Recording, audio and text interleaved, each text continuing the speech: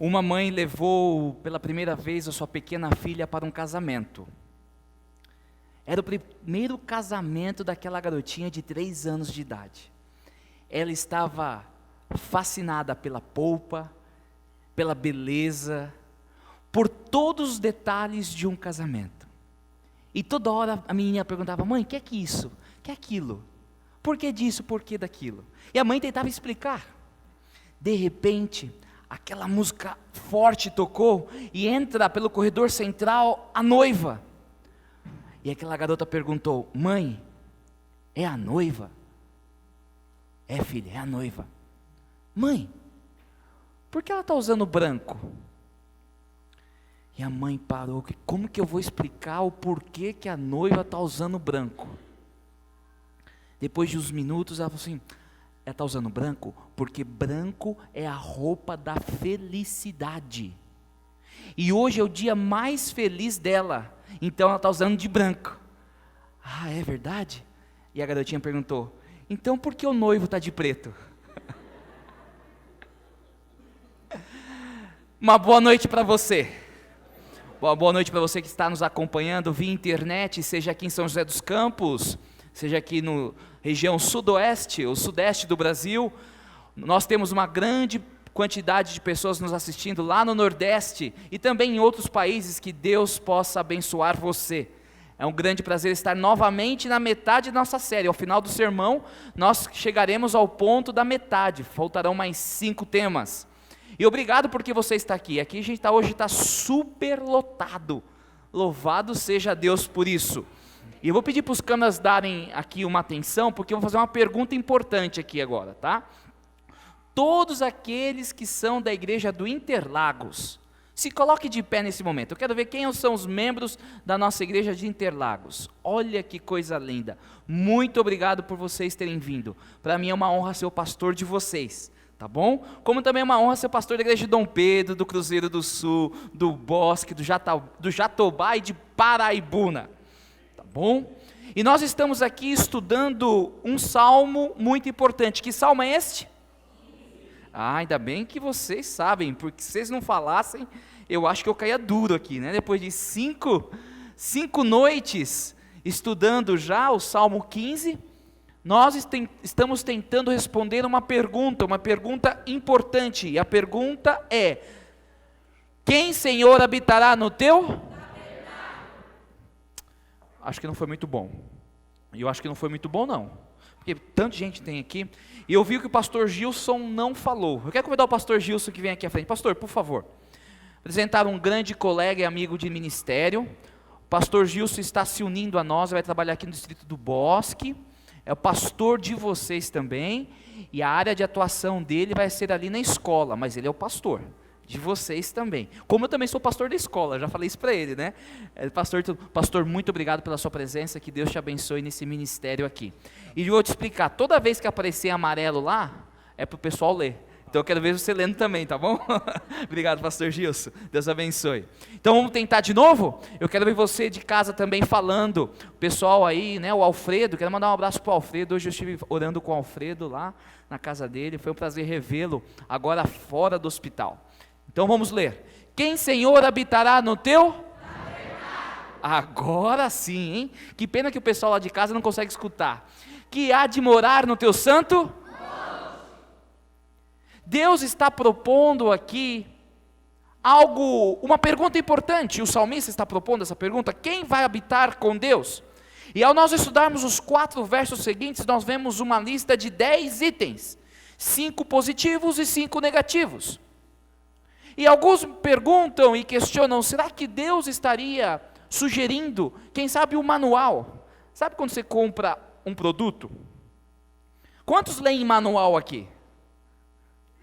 Alguns leem, porque tem um tipo de pessoa que gosta de ler manual. O outro, como assim eu e mais alguns conhecidos, vai abrindo e vai ligando e vai testando, e como é isso, como é aquilo. Aí quando não funciona, não tem mais jeito, é que você faz? Lê o manual, né? Ei, povinho, duro de coração, né? O pior é que muitas vezes a gente faz isso na nossa vida, né? A gente vai levando a vida, não quer saber, vai tentando descobrir, esquece de ler o manual, que o manual é a Bíblia. Mas nós devemos ler a Bíblia primeiro para saber como devemos viver. Mas será que esses 10 itens seriam como o manual de Deus dizendo o seguinte, ó, olha, se você seguir as instruções desse manual, você vai alcançar a salvação? Sim ou não? Não. Não. Porque não existe nada que você possa fazer ou deixar de fazer para alcançar a salvação. A salvação é exclusivamente pela graça de Deus, e nós temos começado todas as noites com essa tal informação, de que a salvação é só pelos méritos de Cristo Jesus. E a Bíblia nos diz isso, lá em João 15, no verso 5, nós lemos o seguinte: eu sou a videira e vós os ramos, quem permanece em mim e eu nele, esse dá muito fruto, porque sem mim nada podeis, nada podemos fazer sem Cristo. Isso quer dizer que nós não podemos nos salvar por nós mesmos, só através de Cristo Jesus. Isto quer dizer que nós precisamos compreender que a salvação é somente pela graça, ponto. Mas quando eu me jogo nos braços de Deus, quando eu agarro esta graça, além de me libertar da condenação do pecado, a graça me dá poder para viver uma vida segundo o coração de Deus.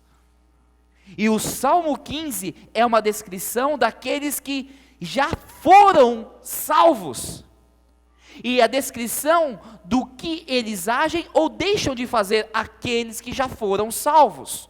Nós não temos aqui no Salmo 15 degraus ou uma lista de coisas para alcançar a salvação.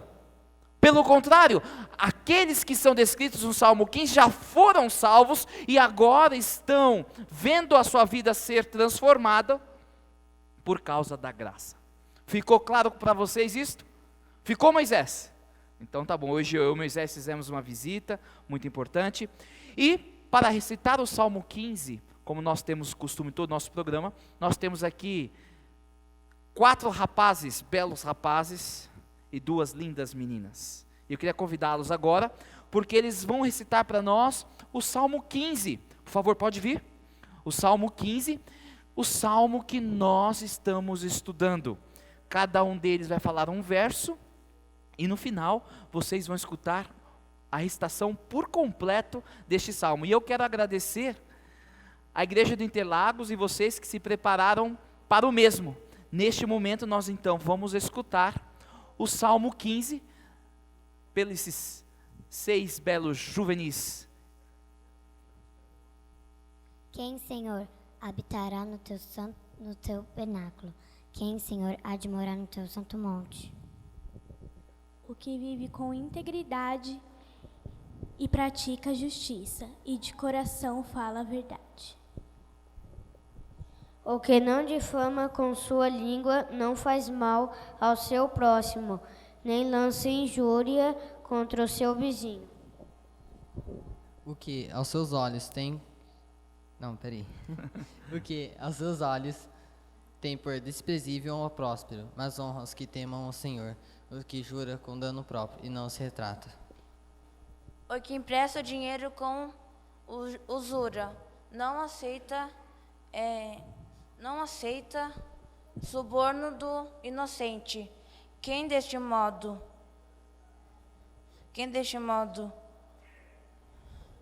ajuda ele. Procede. Aê! Quem deste modo procede, jamais será abalado. E este é o Salmo. Quem, Senhor, habitará no teu tabernáculo? Quem há de morar no teu santo monte? O que vive com integridade e pratica a justiça, e de coração fala a verdade. O que não difama com a sua língua, não faz mal ao próximo, nem lança injúria contra o seu vizinho. O que a seus olhos tem por desprezível réprobo, mas honra aos que temem ao Senhor. O que jura por dano próprio e não se retrata. O que não empresta dinheiro com usura.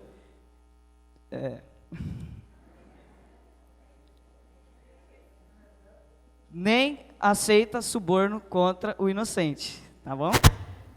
Quem deste modo procede, não será jamais abalado. Amém? Olha, leva jeito, né?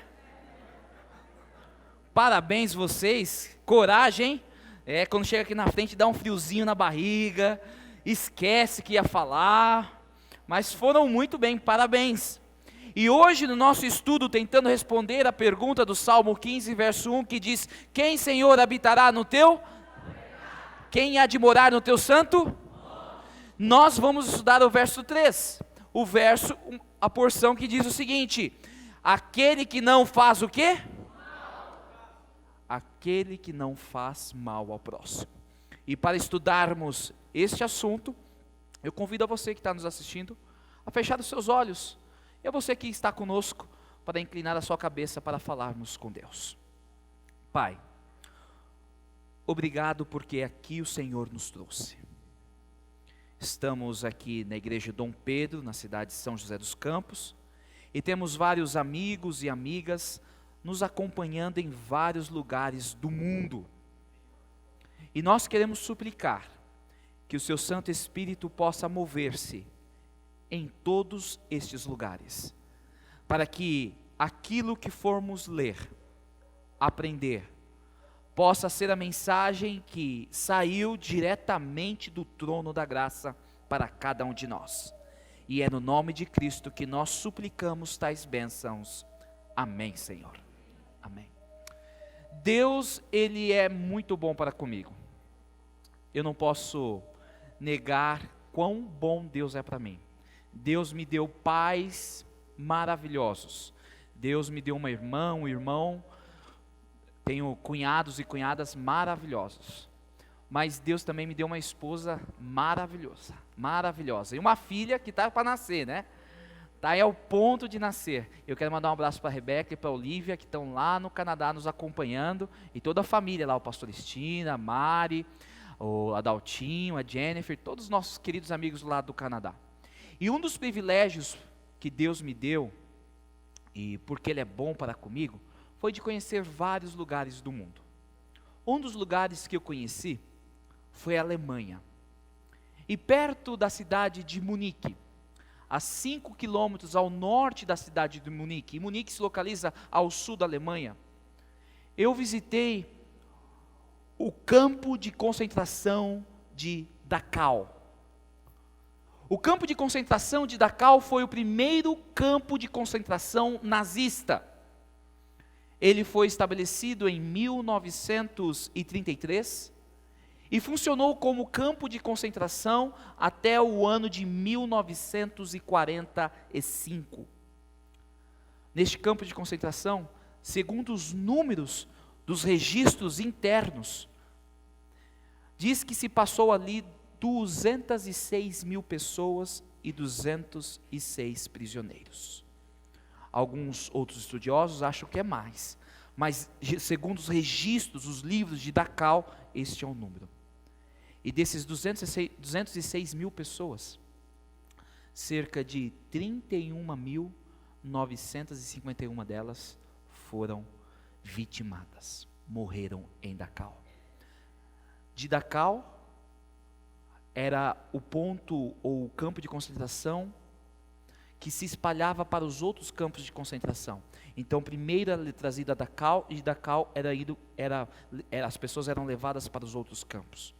Ao ponto que a morte foi tão grande em Dachau que eles quiseram e aumentaram o crematório. E aqui é uma foto do crematório de Dachau. Eles tinham um crematório, eles colocaram 4. Eu vou dizer, pisar em tal lugar mostra quão o homem pode chegar na sua ruindade, vamos colocar assim. E no meio do campo de concentração, que hoje é um museu, existe um monumento que é do nunca mais, que esta frase, ela está escrita em vários idiomas, dizendo, nunca mais isso deve acontecer, nunca mais tal genocídio pode ocorrer na história da humanidade. E existem alguns pavilhões ainda erigidos, e esta é uma foto de um dos pavilhões. Cada uma dessas portas leva a uma pequena cela, e as celas são como esta. Em uma dessas celas ficou um pastor muito famoso, um pastor luterano, o pastor Martin. Eu não vou tentar falar o segundo nome dele. Se alguém conseguir falar, pode falar aí, né? Irmão Décia, você consegue falar alemão ou não? Não, então tá bom. O Isaías eu já sei que não fala. Alguém fala alemão aqui? Fora o Everton lá embaixo, que cuida da parte de vídeo, você está assistindo aí, uma das pessoas responsáveis é o Everton. Ele fala alemão, né? Pelo menos bom dia ele fala, né? Alles gut, né? Alguma coisa desse tipo, né? Mas falando em pessoal da equipe, eu quero agradecer. Nós temos aqui mais de 15 jovens envolvidos para que isso possa ocorrer. Muito obrigado mesmo, Deus abençoe. Mas esse pastor, ele ficou preso nesse campo de concentração de Dachau dos anos 1938 até o ano 1945. E a cela dele é uma das celas mais visitadas. Ele escreveu um poema um tanto interessante, um poema muito conhecido. Existem algumas versões deste poema, mas a mais tradicional versão é a seguinte: primeiro, eles vieram atrás dos comunistas, e eu não protestei, porque não era comunista. Depois, eles vieram pelos socialistas, e eu não disse nada, porque não era socialista. Mais tarde, eles vieram atrás dos líderes sindicais, e eu calei, porque não era líder sindical. Então, foi a vez dos judeus, e eu permaneci em silêncio, porque não era judeu. Finalmente, vieram me buscar, e já não havia ninguém para protestar. Refletindo nas ações, nas suas ações, ele escreveu isto: que ele viu as coisas ocorrendo, o nazismo crescendo, mas muito pouco ele pôde fazer. E quando ele se deparou, ele também estava entre os presos. Quando nós lemos o Salmo 15, no verso 3, que diz que aquele que é salvo, aquele que recebe a salvação, aceita a graça e é transformado por Deus, ele não faz mal ao próximo. Está dizendo a nós que aquela pessoa que é salva não quer o mal das pessoas, não quer ver pessoas sofrendo, mas mais do que isto, aquele que é salvo não gosta de ver ou promover o sofrimento dos outros e quer aliviar tal sofrimento. Aquele que é salvo por Jesus compreende que o sofrimento do pecado é suficiente e vai fazer o possível para tentar aliviar o peso daqueles que sofrem. O Salmo diz: não faz. Não, agora foi devagar, não foi? Agora foi, não foi? Não faz. Não faz mal ao próximo. E a ideia é aquele que não provoca maldade, mas também, aquele que alivia a maldade. E quando eu vejo esse texto, algumas ideias me vêm à mente. A primeira delas é que aquele que é salvo pela graça, ele não vai proceder de maneira que prejudique alguém fisicamente. É triste saber que muitas vezes um esposo levanta a mão para a sua esposa, ou uma esposa levanta a mão para o seu esposo, porque onde há graça, onde há transformação da palavra de Deus, não pode haver agressão física. E como pastor, e como um ano que nós estamos focando nas famílias, eu quero dizer que se isso já aconteceu na sua casa, que nunca mais aconteça. Mas aquele que é salvo pela graça, ele não somente não procede de maneira que não prejudique fisicamente, mas também não procede para que faça mal emocionalmente. Isso é importante nós percebermos e estudarmos e refletirmos. Porque eu apanhei muito da minha mãe, mas muito. Eu sei que eu tenho essa cara de santinho, né? Vocês olham para mim, nossa, esse pastor é um santo, né? Eu muitas vezes até peco para não ser trasladado para o céu, de tão santo que eu sou. Mas eu apanhei muito da minha mãe. Apanhei de vara, apanhei de cabo de vassoura, apanhei de tudo. Até chegar numa idade, assim, na adolescência, falei, pode bater que não dói mais, pode bater. E eu segurando as pontas lá, né? Para não chorar, para ver se ela parava de bater em mim, porque eu apanhava bastante. Porque era bonzinho demais, entendeu? Ela batia para ver se eu ficava malzinho, né? De tão bonzinho. Mas você é muito santo, filho. Dá para perceber, né, Samuel? Mas sabe uma coisa? Minha mãe me batia, muitas vezes ficava alguns vergões, uns roxos, mas passava. Meu pai não me bateu muito, mas meu pai teve muitas conversas comigo. E eu vou dizer, alguma daquelas conversas, quando eu lembro, ainda me arrancam lágrimas. E ele falou com propriedade, e eu louvo a Deus porque ele teve coragem de falar comigo, porque senão eu não estaria aqui hoje.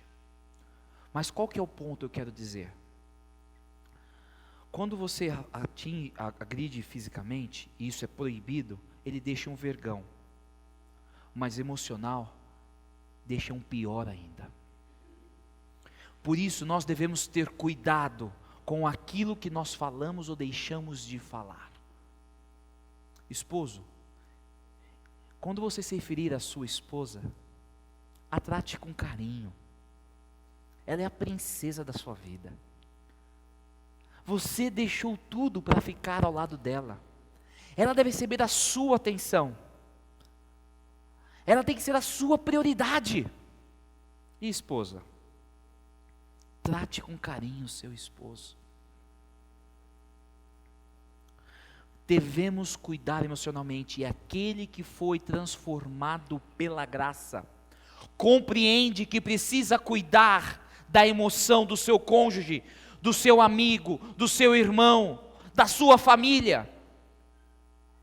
Porque eu conheço pessoas que elas não levantam a mão, mas são terríveis com as palavras. E aquele que é transformado pela graça, ele não vai querer atingir e machucar as outras pessoas. Nós já estudamos 2 noites sobre a língua, né? E amanhã tem mais uma, para terminar a trindade, né? Sobre a língua. Você não vai ter mais um, se prepara que amanhã tem mais um. Mas aquele que é transformado pela graça também não vai tentar prejudicar alguém ou ferir alguém socialmente. Graças a Deus nós não temos as castas formadas na nossa sociedade, aqui no Brasil, como é na Índia e outros lugares do mundo, mas muitas vezes as pessoas querem humilhar as pessoas socialmente. E o cristão, aquele que é transformado pela graça, ele não deveria fazer o mal ao próximo, socialmente falando. Quantas vezes eu escuto algumas pessoas se aproximarem de mim dizendo: pastor, trabalho numa empresa ou trabalho para chefes que são adventistas e eles maltratam-me por causa da minha posição. Isso não deveria acontecer no meio daqueles que amam o Senhor e que aceitaram a graça e foram transformados pela graça. Mas não só que não fere fisicamente, emocionalmente, socialmente, mas também não fere o quê? Espiritualmente. Tem pessoas que parece que gostam de martelar, machucar a espiritualidade e a vida dos outros, e o cristão transformado pela graça não deveria ser alguém que empurra alguém para debaixo do banco, não deveria ser alguém que aponta dedos e fala: você é um pecador. Mas o problema é que quando ele aponta um dedo, tem pelo menos 3 voltados para ele. Mas pelo contrário, se é alguém que levanta espiritualmente, nós não estamos aqui para empurrar ninguém para debaixo do trem ou do ônibus. O pastor Henry Feyerabend, ele gostava de dizer o seguinte: a igreja não é um museu para santos. Se você é santo, você está no lugar errado, você tem que estar no céu. E se você não está no céu, é porque você não é santo. Mas a igreja não é lugar para santos. A igreja é um local para doentes, porque a igreja é um hospital. Um fede mais, outro fede menos, mas todo mundo fede. Dá uma cheiradinha aí. Tá fedendo ou não tá? Tá calor. Não tá fedendo não, passou o perfuminho, né?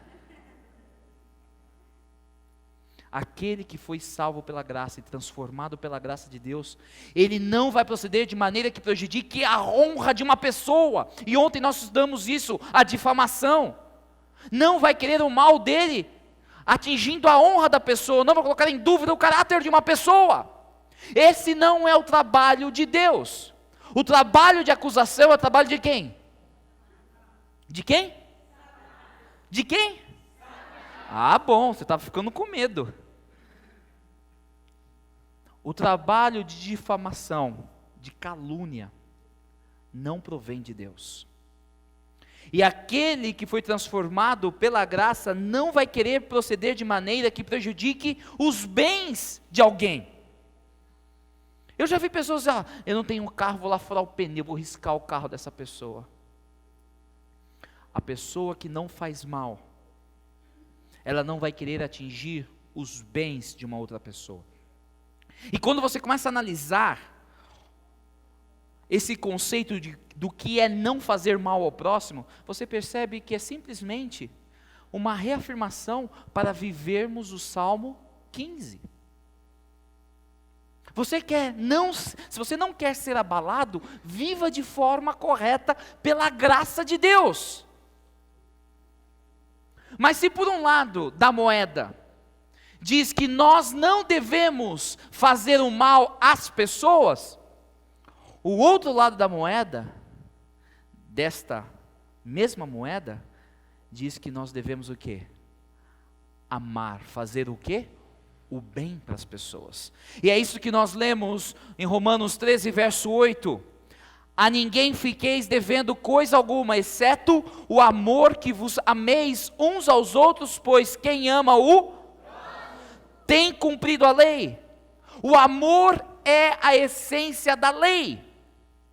Porque aqui eu não quero ficar falando o que nós não devemos fazer. Eu não gosto disso.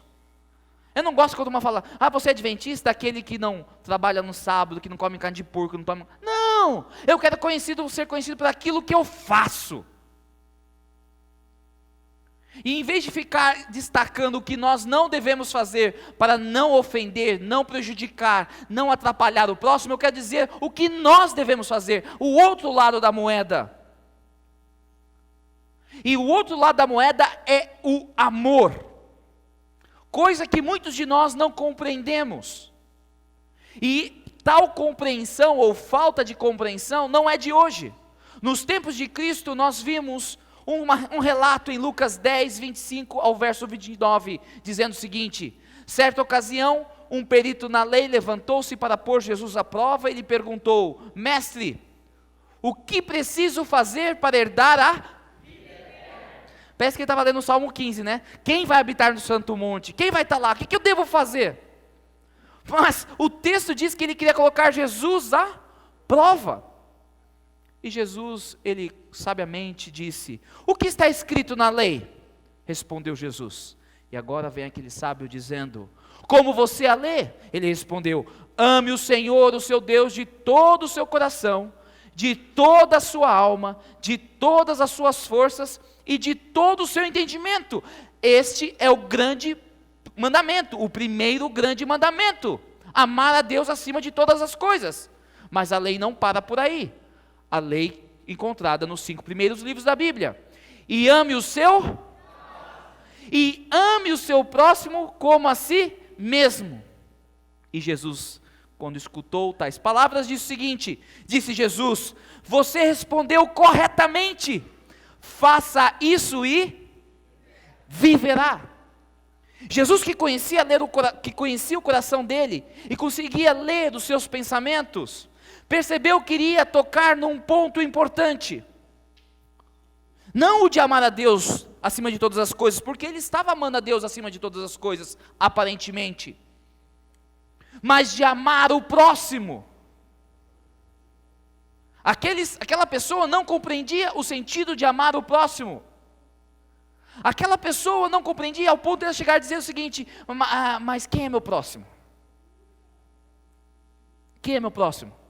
Aquela pessoa, ela tinha uma dificuldade de compreender 3 áreas, pelo menos. Primeira área que ela tinha dificuldade de compreender: a salvação.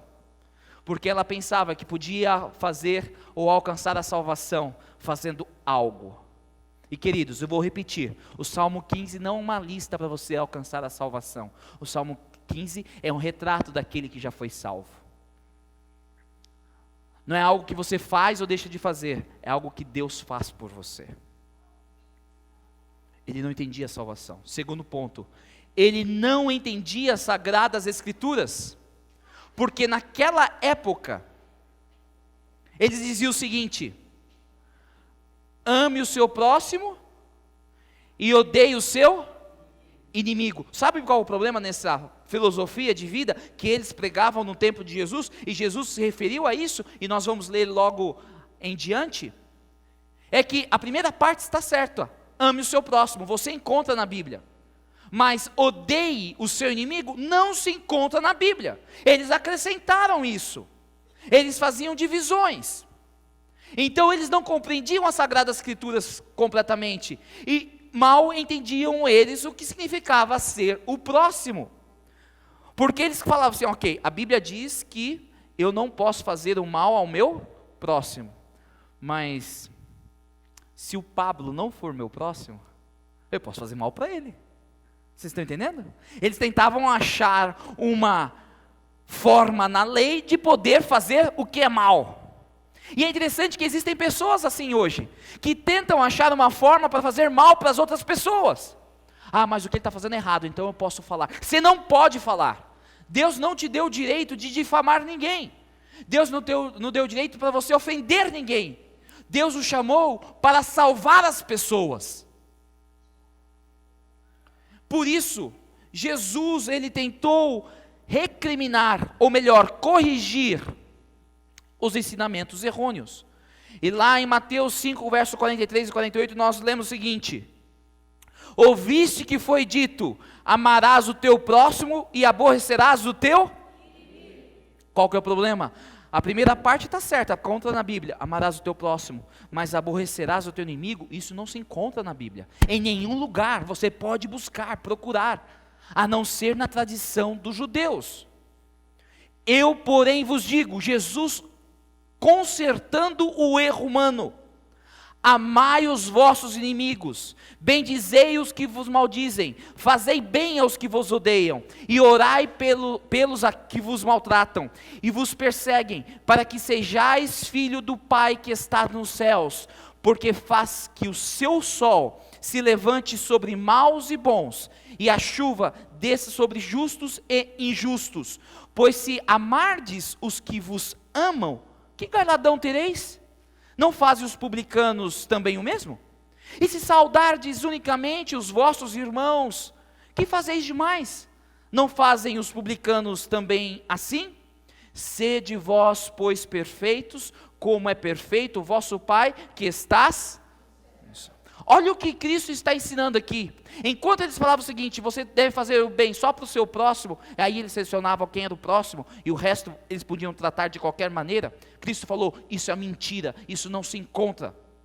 Se você tem algum inimigo, e você não deveria ter inimigos, como é que você deve tratar os seus inimigos? Com amor, orar por eles, tratá-los melhor do que você trata aquelas pessoas que são o seu próximo.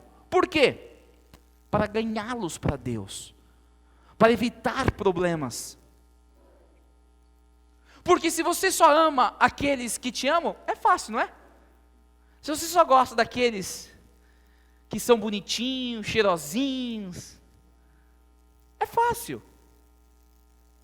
Deus está falando assim: o seu amor, aquilo que te motiva, não deve ser levado pelas aparências, nem pelas emoções, mas por um princípio.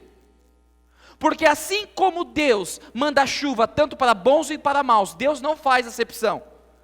Ou você já viu chuva assim, né? Cai na casa do crente, aí do descrente não cai. Cai no crente e do descrente. Não! Deus manda o quê? Deus manda bênção para quantos? Todos. Porque todos são filhos de Deus. E se Deus ama a todos e trata todos de igual maneira, eu e você somos chamados a amar a todos a despeito de quem sejam. E mais do que isso, a motivação é dada por Cristo. E quando Cristo fala o seguinte, sejam perfeitos como eu sou perfeito, não está falando que você pode chegar à perfeição, como alguns compreendem esse texto. Ele está dizendo o seguinte, assim como Deus é perfeito no seu modo de tratar bons e ruins, você também pode tratar bons e ruins da mesma maneira. Cristo, Ele estava explicando, ensinando, dizendo, o que deve guiar a sua vida não são as emoções, mas o princípio do amor. Quando alguém pisa no nosso calo, e alguns pisam doído, né? Alguns têm aquele prazer de dar aquela mexidinha assim, né? Qual que é a nossa primeira reação? Eu vou te falar qual é a minha. E eu não sou, você sabe, eu sou transparente. É de pular com as duas pernas em cima do pé dele, né? Pisa no pé do pastor para você ver o que acontece. Essa é a minha vontade. Mas aquele que é nascido pela graça de Deus, aquele que nasceu do alto, compreendeu a salvação e permite que Deus o transforme, ele vai agir diferente. Ele vai controlar, em primeiro lugar, os seus impulsos, mas vai também compreender que ele não vai revidar. Ah, eu sou capacho então? Se você quer ser chamado de capacho, eu não sou capacho, eu sou filho de Deus, e eu sei que Deus é o justo e trará a justiça. Deus não me chamou para julgar ou revidar, Deus me chamou para ser íntegro e fiel a Ele. E esse é o desafio de ser cristão. Se ser cristão fosse fácil, queridos, todo mundo seria. E não é fácil porque nós temos que nadar contra a correnteza. Mas a Bíblia é clara. Lá em Provérbios 14, 21 nós lemos, desprezar os outros é pecado, mas aquele que faz o bem aos pobres é feliz. Deus é claro em dizer que não importa o motivo, você não foi chamado para desprezar ou fazer o mal às outras pessoas, você foi chamado para fazer o bem. Isto é ser a luz do mundo. Isto é ser o sal, fazer a diferença. Uma comida sem sal, você percebe logo. E uma comida com sal ou muito sal, você também percebe logo a diferença. Agir como todo mundo é fácil. Difícil é fazer a diferença. E Deus chamou você para fazer a diferença. Deus chamou você para fazer a diferença. Nos seus relacionamentos, em como portar-se, em como relacionar-se, em como lidar com situações difíceis da vida. Mas quem é meu próximo, pastor? Naquela época eles dividiam. Não, meu próximo é só os judeus, e se forem do mesmo clã que eu, os outros fariseus eram meu próximo, o resto era tudo porcaria. E quando aquele doutor da lei fez a pergunta, Jesus contou uma história. A história do bom samaritano. Que um homem descia, ele foi atacado, foi jogado ao chão, ou ficou jogado ao chão, quase morto. Passou-se por ele um sacerdote, e nada fez, que tentava se purificar. Um levita que trabalhava no templo, também nada fez. E passou um samaritano, a pior espécie de pessoa do mundo para os judeus. Quando os fariseus oravam no templo, eles agradeciam que não eram publicanos, nem mulheres e nem samaritanos. E esta história indica quem é o nosso próximo, mas mais do que isso, a história do bom samaritano indica qual deve ser a ação do povo de Deus, como deve se comportar o povo de Deus. Ellen White, no livro Parábolas de Jesus, na página 376, faz a seguinte afirmação sobre a história do bom samaritano. A esta pergunta, quem é meu próximo? Cristo respondeu na parábola do bom samaritano: mostrou que o nosso próximo não significa unicamente alguém da igreja, ou fé, ou a que pertencemos. Não faz referência a raça, cor ou distinção de classe. Nosso próximo é toda pessoa que carece do nosso auxílio. Nosso próximo é toda alma ferida e magoada pelo adversário.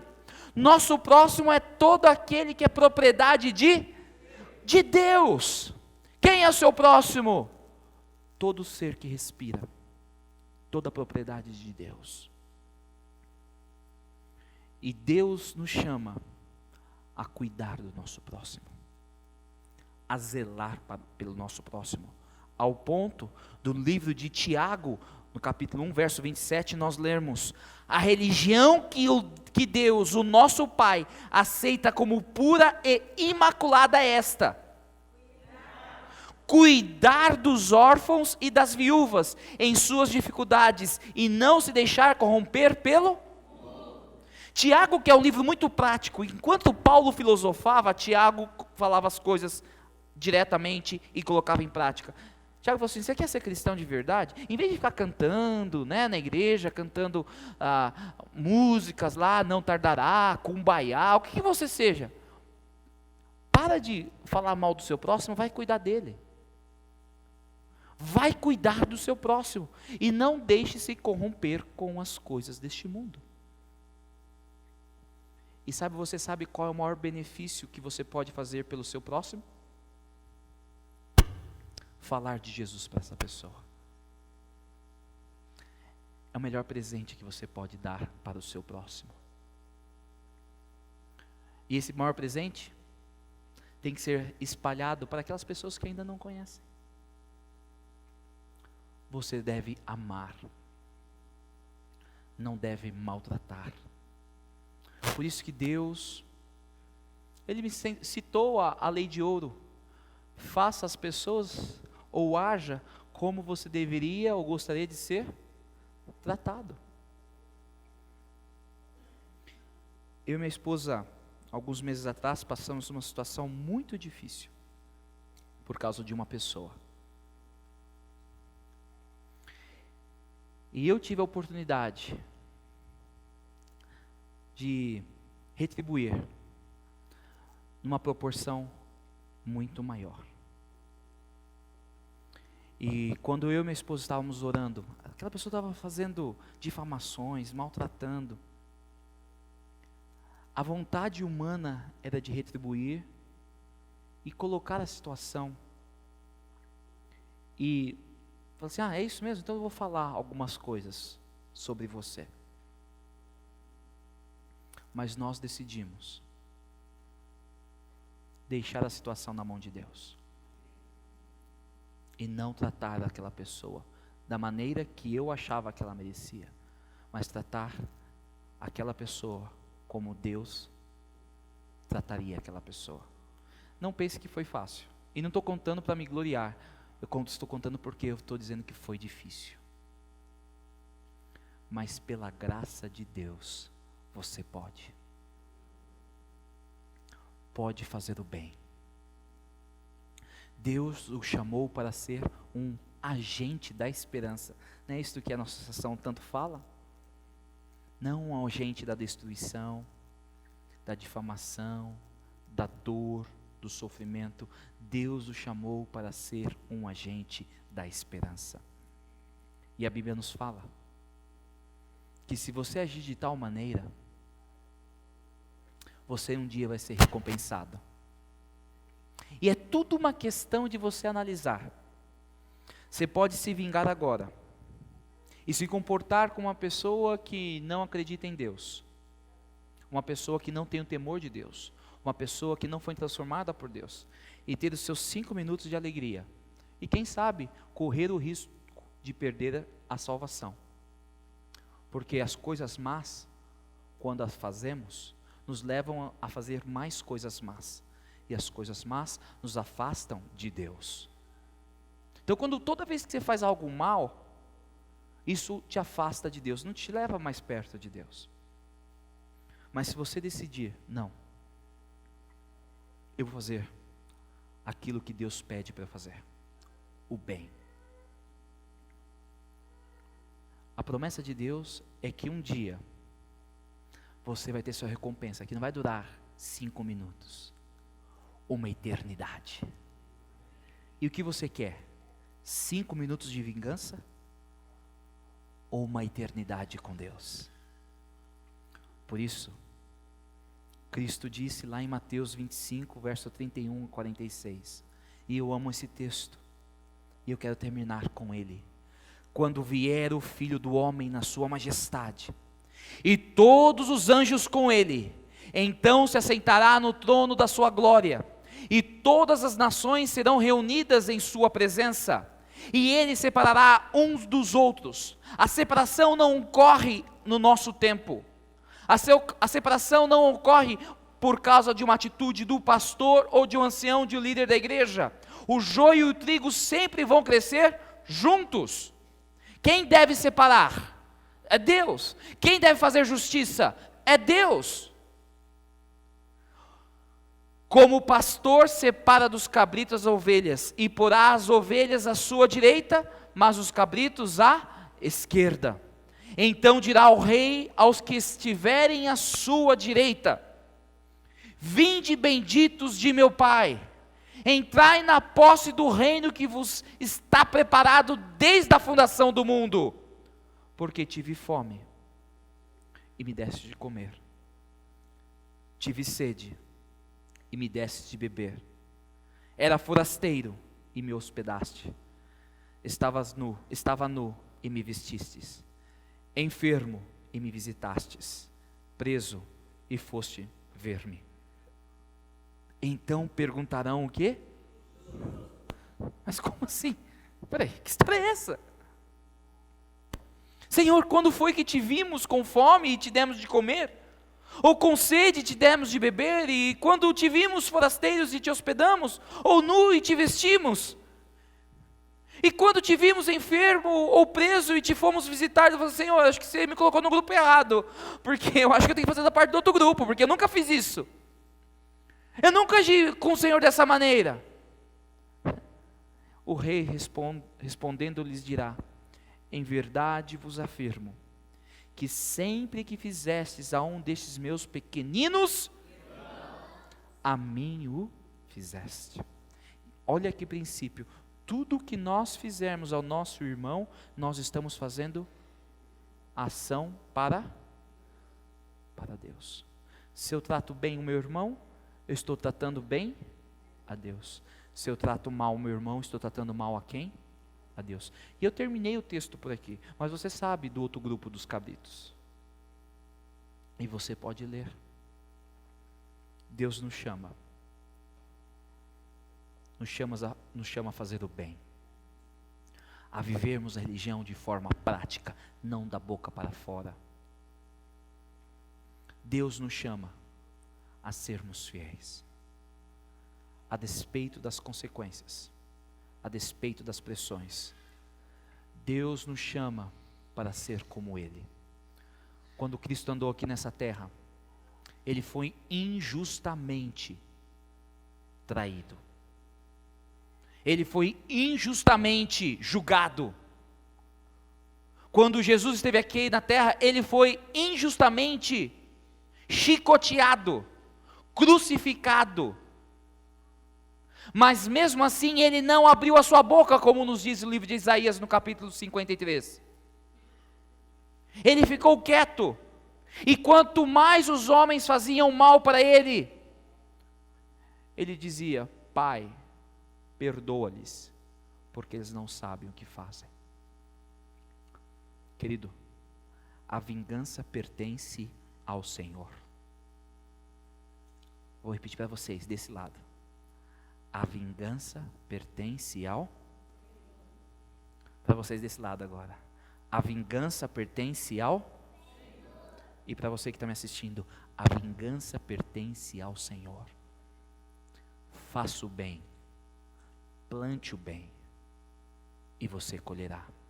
E a Bíblia diz que aquele que não faz mal às pessoas, quem deste modo procede, não será jamais Você não quer ser abalado? Faça o bem. Plante o bem. Pastor, mas não é fácil. Eu sei que não é fácil. Eu tenho minhas lutas. E como eu tenho. Não é fácil fazer o bem. Mas é um mandamento. É fruto daquele que está sendo transformado por Deus. Fazer o bem. Pastor, mas ela não merece. Merece sim. Sabe por que merece? Porque Cristo morreu por ela. Cristo morreu pelo seu irmão, pela sua irmã. E se Cristo deu a sua própria vida por ela, por esta pessoa, então essa pessoa merece o seu amor. Mesmo que essa pessoa faça muitas coisas para lhe ferir, ela merece o seu amor, porque ela pertence a Jesus. Eu quero lançar o desafio para você. O desafio de lançar a semente do amor.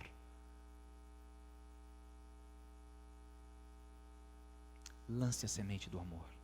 O distrito do Bosque tem que ser conhecido como o distrito, as igrejas do amor. A igreja Dom Pedro é a igreja do amor. Do Cruzeiro do amor. Paraibuna, Jatobá, Bosque, Interlagos devem ser igrejas do amor. Quando as pessoas lembrarem, ou pensarem, ou falarem de nós, elas precisam lembrar, aquelas são aquelas pessoas gentis, aquelas pessoas que fazem o bem, que fazem a diferença. Há uma frase que eu amo muito, que diz o seguinte: pregue a todo instante e a todo momento, e se necessário, use palavras. A maior ação, a maior pregação que você pode fazer é com as suas ações. Mahatma Gandhi, que foi o grande líder pacifista indiano, ele disse: o cristianismo é perfeito. O único problema do cristianismo, sabe quem é? Os cristãos. Se o cristianismo vivesse aquilo que nós ensinamos e apregoamos, Jesus já teria voltado. E eu creio, e estou trabalhando para que Jesus possa voltar neste ano. E para Cristo voltar neste ano, eu preciso refletir mais Cristo, passar mais tempo com Ele. Eu preciso amar as pessoas, e não posso fazer o mal. Por que não tomar essa decisão esta noite? A decisão de entregar, quem sabe, o seu coração de pedra, que gosta de vingança, que gosta de rancor, que gosta de ofender, de machucar, de revidar, e pedir um coração igual ao coração de Deus. Você pode me enganar os irmãos da sua igreja com o seu modo de vestir e falar, mas você não engana Deus, porque Deus conhece o seu pensamento, Deus vê tudo, e Ele sabe, Ele conhece, e Ele pode transformar você. Qual será a sua resposta? Enquanto a Tassiane cantar para nós, esta música que está sendo a nossa música tema, esta música que fala da capacidade e do poder de Deus, de conhecer e transformar, que você neste momento, aonde está, possa inclinar a sua cabeça e pedir perdão a Deus. Pedir perdão por aquilo que você já fez, por aquilo que você, quem sabe, deixou de fazer. E pedir perdão por tudo de mal que você foi condutor. E suplicar a Deus que você possa ser o sal do mundo, fazendo a diferença nesse mundo triste e frio, trazendo a esperança e o amor à vida de cada um. Reflita, pense e tome sua decisão ao lado de Jesus.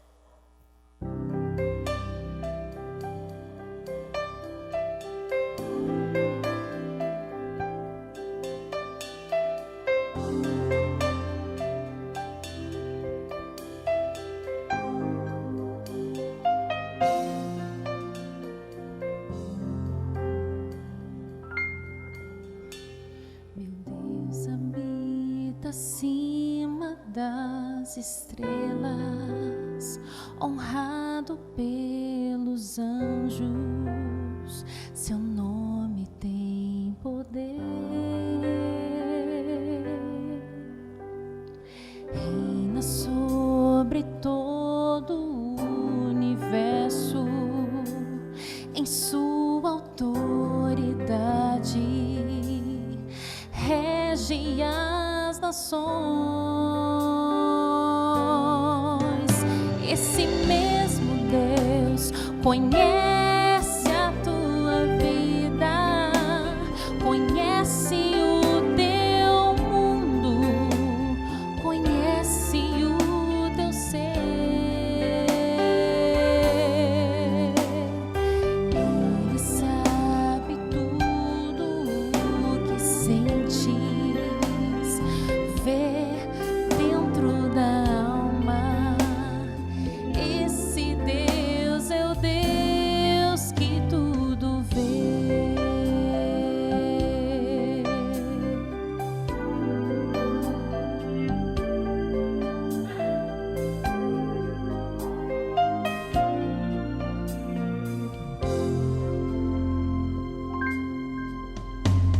Meu Deus está além do infinito, também está bem perto do teu coração. Ele não oculta o seu amor e sempre está disposto a suavizar a tua dor. Meu Deus é mais sublime que as riquezas, o amor que excede as grandezas está em teu coração.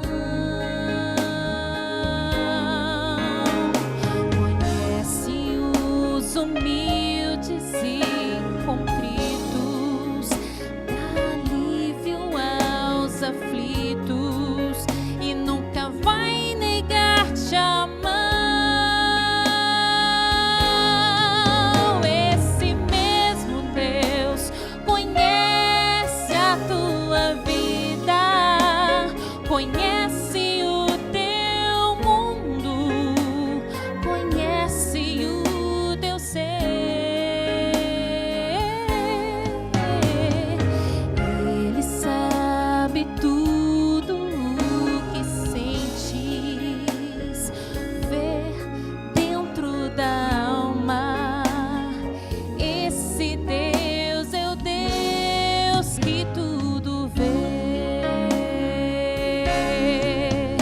Esse Deus ainda chora as tuas lágrimas, conhece tuas lutas e sabe os porquês.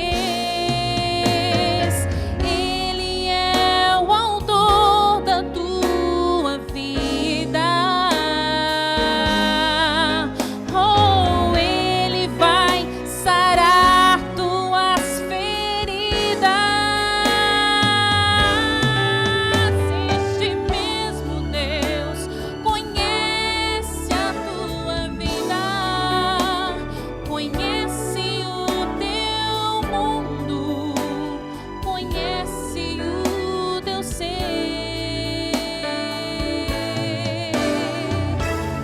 Ele sabe tudo o que sentes, vê dentro da alma. Esse Deus é o Deus que tudo vê.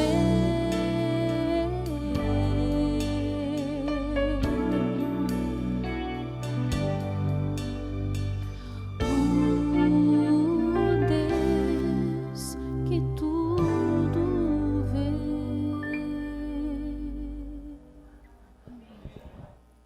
Oremos. Querido Pai,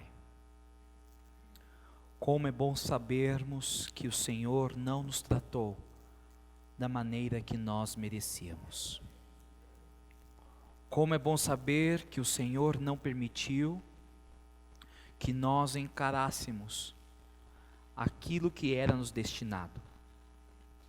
O Senhor enviou o seu único Filho, Cristo Jesus, para tomar o nosso castigo, a nossa culpa.